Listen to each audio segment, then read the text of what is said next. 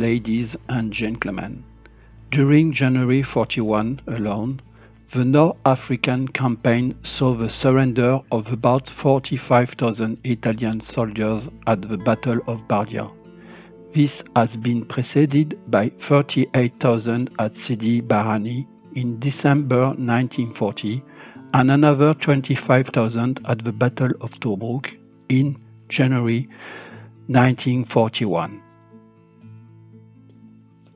Before the captures, the Italian soldiers were ordered to destroy everything.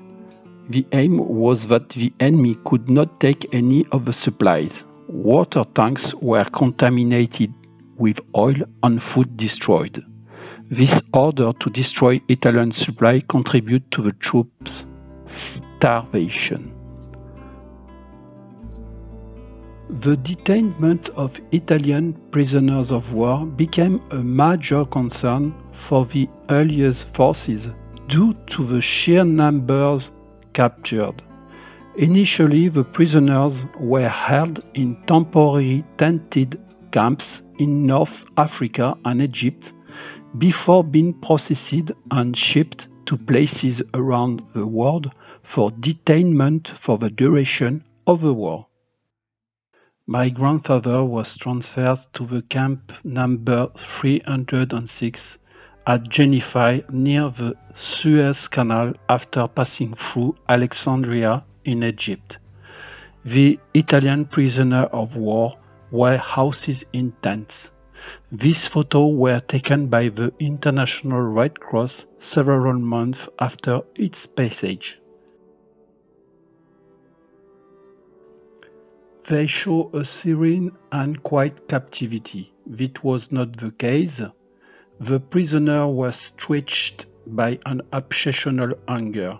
Some were going to take the potato peels out of the garbage.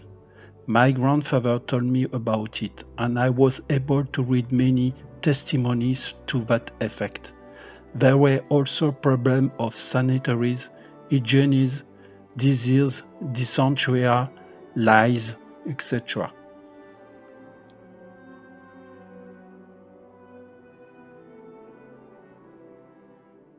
In March 41, he was transferred to India by ship to the port of Bombay. The trip lasted 70 days. These images show the arrival of Italian prisoners in India. We see General Berganzola, who commanded the Bardia garrison.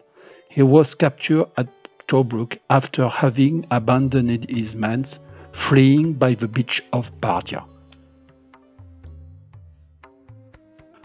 From Bombay, the prisoners were sent to the various prisoner of war camps. My grandfather was transferred by train to Bangalore and at camp number 4, wing number 3. Here is the document sent to me by the International Red Cross on this transfer. The site of the Red Cross makes it possible to visualize the living condition of the prisoners. According to the camp of assignment, the prisoners were assigned to earthworks, construction of railroads.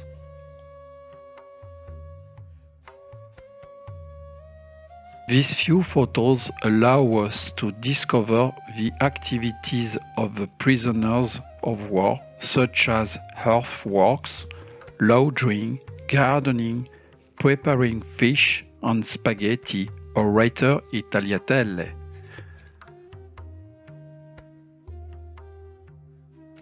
For contrast, it is interesting to read a comment from a letter of an Italian. I quote, "These people demand so much of us Italians, and they would like to treat us as Indians. Work without eating."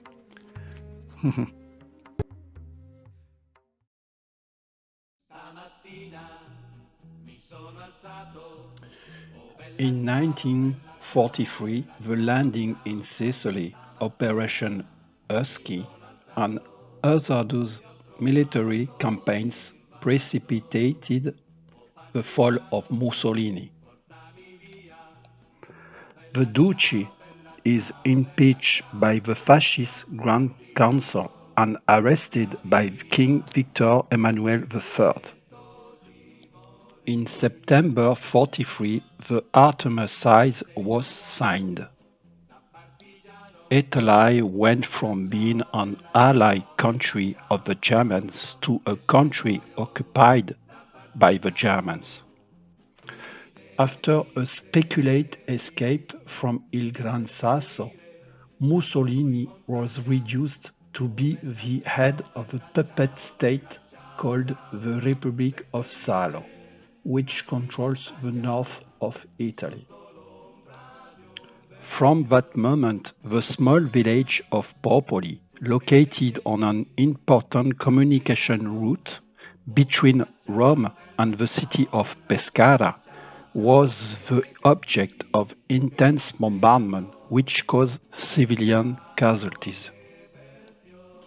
Every morning my grandmother left her house to take refuge in caves, taking my mother Elisa and my uncle Bonifacio. The country faces an increasingly violent civil war between fascist and anti-fascist supporters. Following these events, the status of prisoners of war evolved.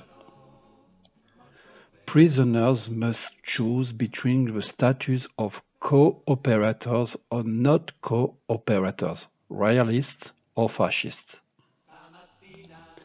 At that time, many Italian prisoners opted for a quick return to their homeland. This was not the case.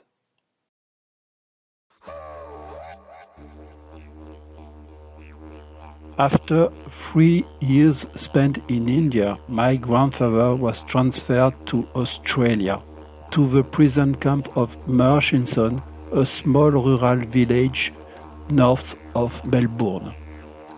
My grandfather explained to me that the living and hygienic conditions were much better. The food was sufficient. Australia has made a huge digitalization effort which allowed me to discover my grandfather's journeys from his capture to his release in 1947.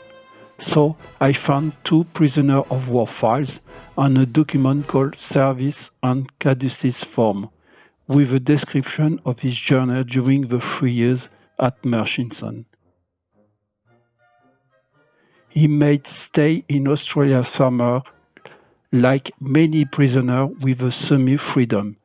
Prisoners were also used to cutting firewood.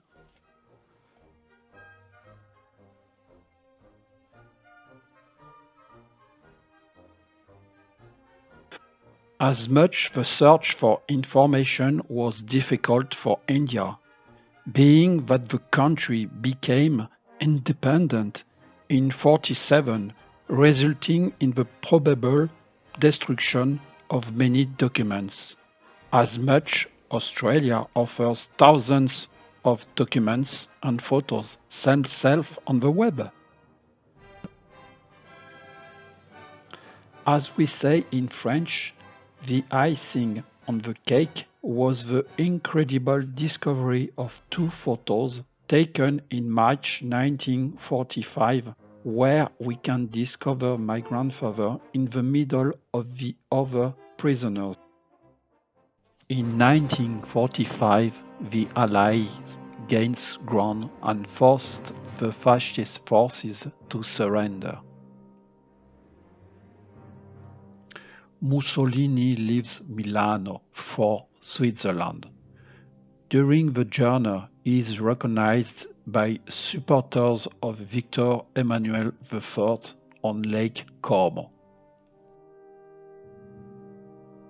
Mussolini and her partner Clara Petacci are shot by the resistance and their corpses are exhibited in Piazza Loreto in the town of Milano, in front of a rage crowd.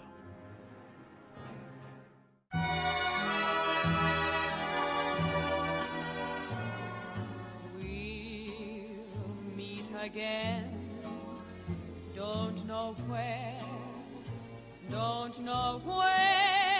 2 days after Mussolini's death, Hitler and his young wife, Eva Braun, committed suicide in their bunker in Berlin.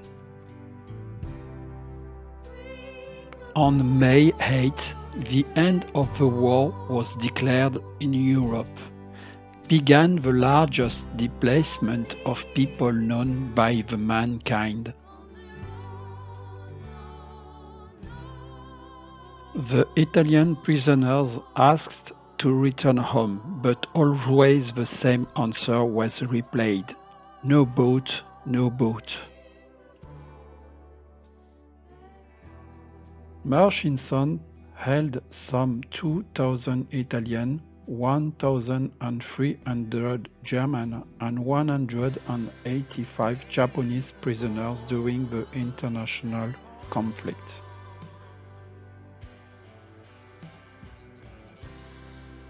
The return to the homeland will take place from 46 to 47. My grandfather was repatriated on the 10th January 47 aboard the Otranto boat. The trip lasted 1 month from a landing in Napoli in February 47.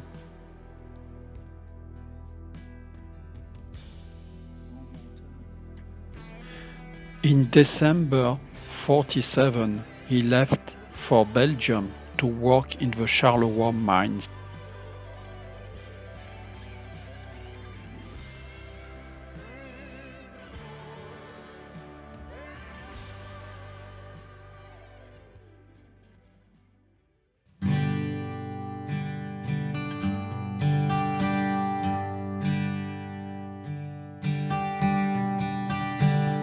Does anybody here remember Vera Lynn?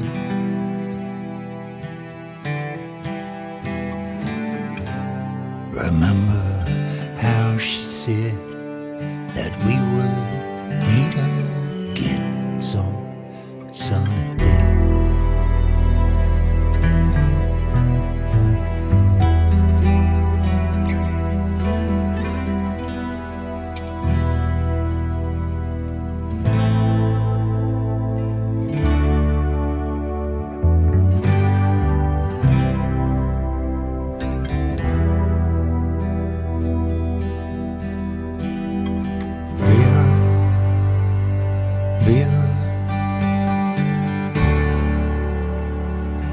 What has become of you?